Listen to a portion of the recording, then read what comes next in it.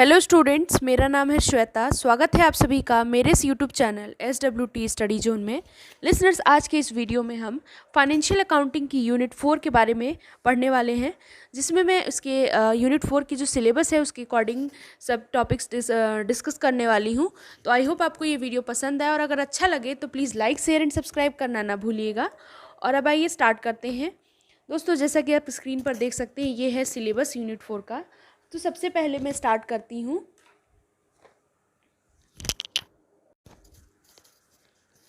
Insurance claim. So इसमें है, a business is always expose to a number of risk, out of which fire risk is very serious.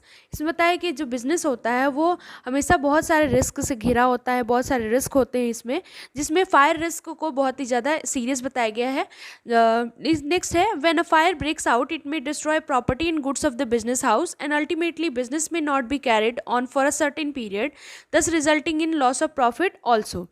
यानी कि इसका मतलब ये है कि जब भी कोई चीज़ आग लग जाती है तो क्या होता है, हमारे प्रॉपर्टी का नुकसान होता है, हमारे सामान का नुकसान होता है ना। ये सब चीज़ें जो बिजनेस हाउस की जो गुड्स होते हैं, प्रॉपर्टी, वो डिस्ट्रॉय हो जाती है।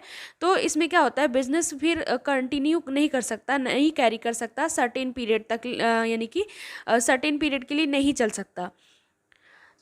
इसमें क्या होता है कि इसकी वजह से हमको लॉस ऑफ प्रॉफिट भी होता है। फिर नेक्स्ट है, in order to safeguard from fire loss policy is taken. यानी कि इस फायर लॉस से बचने के लिए, इससे प्रोटेक्शन के लिए हम एक पॉलिसी लेते हैं। दिस पॉलिसी में be taken for a loss of stock and property etcetera and also for loss of profit. तो ये जो पॉलिसी है वो, अगर हमको कोई स्टॉक से रिलेटेड नुकसान हो रहा है, प्रॉपर्टी से रिलेटेड लॉस हो रहा है, या फिर लॉस ऑफ प्रॉफिट हो रहा है, तो इसके लिए हम ये पॉलिसी लेते हैं। नेक्स्ट बात कर लेते हैं, इसी में आता है लॉस ऑफ स्टॉक। तो इसमें क्या होता है लॉस ऑफ स्टॉक में, listeners, when fire insurance policy for loss of stock has been taken, business is protected from such loss. यानी कि जब भी हम फायर इंश्योरेंस पॉलिसी ले लेते हैं लॉस ऑफ स्टॉक के लिए, तो हमारा जो बिजनेस होता है वो किस चीज़ से प्रोटेक्ट रहता है, लॉस से। फिर आता है, for this purpose one has to pay a premium. और जाहिर सी बात है, आपको फ्री में कुछ नहीं मिलेगा, तो इसमें हमें क्या पेमेंट करना पड़ता है, प्रीमियम पेमेंट करना पड़ता है। This policy is mostly for a year, but if the businessman likes he may take it for a shorter period also. यानी ये जो पॉलिसी होती है 1 साल के लिए है, लेकिन 1 साल के लिए होती है, बट यानी कि लेकिन अगर बिजनेसमैन चाहता है कि वो कम टाइम पीरियड के लिए ले तो वो ले सकता है। The amount for which policy is taken is called policy amount. यानी कि वो अमाउंट जिस पे पॉलिसी ली जाती है उसको हम पॉलिसी अमाउंट कहते हैं। और फिर नेक्स्ट है, इसमें information about fire loss is given to the insurance company by the insured. यानी कि कोई भी चीज़ अगर जल जाती है, उससे जो नुकसान होता है, उस चीज़ से रिलेटेड जो सूचना होती है वो किसको दिया जाता है, इंश्योरेंस कंपनी को दिया जाता है। किसके द्वारा, इंश्योर्ड के द्वारा। तो ये था इसमें, लिसनर्स। तो आई होप आपको ये टॉपिक भी क्लियर हो गया होगा। नेक्स्ट इसी में आता है determination of loss of stock. तो इसके बारे में बात कर ले, तो सबसे फर्स्ट पॉइंट है, what was the stock on the first day of the year in which fire broke out. यानी कि आपका ओपनिंग स्टॉक कितना था उस ईयर में, जो कि जल गया, मतलब जलने से पहले जितना भी आपने स्टॉक मेंटेन कर रखा था first day of the year तक, वो कितना था। नेक्स्ट है, purchase which are made up to the date of fire are added in the opening stock. यानी कि परचेज जो हुआ है उस टाइम तक, उसको हम ओपनिंग स्टॉक में, यानी डेट ऑफ फायर तक जो परचेजेस हुए हैं उसको हम ऐड करते हैं किसमें, ओपनिंग स्टॉक में, जो ऊपर मैंने अभी बताया, यानी कि in the above opening stock. फिर नेक्स्ट आता है, cost price of the goods sold up to the date of fire is found out. यानी कॉस्ट प्राइस ऑफ जो गुड्स का है वो कितना सोल्ड हुआ डेट ऑफ फायर तक, वो पता किया जाता है। फिर this cost is deducted from the above total of opening stock and purchases. यानी कि जो मैंने आपको ओपनिंग स्टॉक बताई ऊपर और परचेज बताया, उससे ये कॉस्ट को डिडक्ट करा जाता है। नेक्स्ट है, balance remaining after above is treated as amount of loss of stock due to fire. जो बैलेंस बचता है इसके बाद, उसको हम किस चीज़ का अमाउंट ट्रीट करते हैं, यानी कि ट्रीट करते हैं कौन सा अमाउंट, लॉस ऑफ स्टॉक का, किसकी वजह से, फायर की वजह से। अब इसमें फॉर्मूला है इसका, जैसे कि opening stock plus purchase up to the date of fire minus cost of goods sold up to the date of fire and salvaged stock is equal to cost of goods destroyed by fire.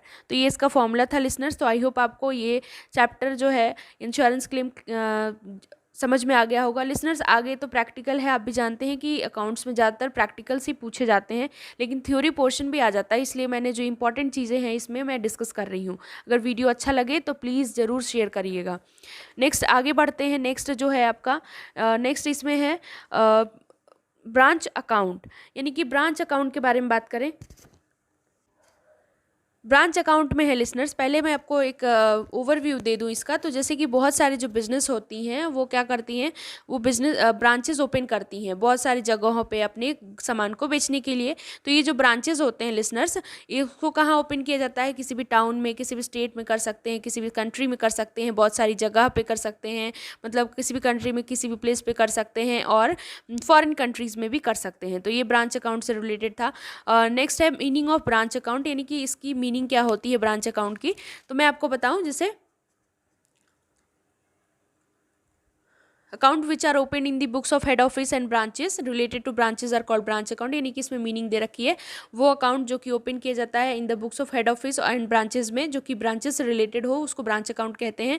Main objectives of this account is to know the working ability and profit and loss of branches, यानी कि main जो उद्देश्य होता है इस account को बनाने का, यानी कि इस अकाउंट का, कि ये जानना वर्किंग एबिलिटी के बारे में और प्रॉफिट एंड लॉस कितना हुआ ब्रांचेस का ये जानना। फिर आता है इसमें they also include the final account related to them by which their financial condition is known, यानी कि इसमें फाइनल अकाउंट भी इसमें इंक्लूड होता है, इंक्लूड करते ही ये जो कि इससे रिलेटेड होता है।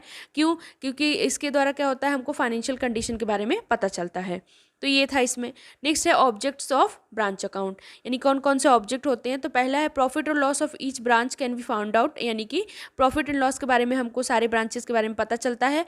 और नेक्स्ट है they help in controlling branches, यानी कि ब्रांचेस को कंट्रोल करने में ये मदद करता है। फिर actual financial position of the business can be find out on the base of head office and branch accounting records, यानी कि हमें एग्जैक्ट फाइनेंशियल पोजीशन का, एक्चुअल फाइनेंशियल पोजीशन का, कि क्या स्थिति है बिजनेस का, वो पता चलता है किसके बेसिस पे, हेड ऑफिस के बेसिस पे और ब्रांच अकाउंटिंग रिकॉर्ड के बेसिस पे। Branch requirement of goods and cash can be estimated, यानी कि जो भी ब्रांच की रिक्वायरमेंट है गुड्स से, गुड्स की या फिर कैश की, वो पता चलता है। तो ये था इसके ऑब्जेक्ट्स लिसनर्स ब्रांच अकाउंट के।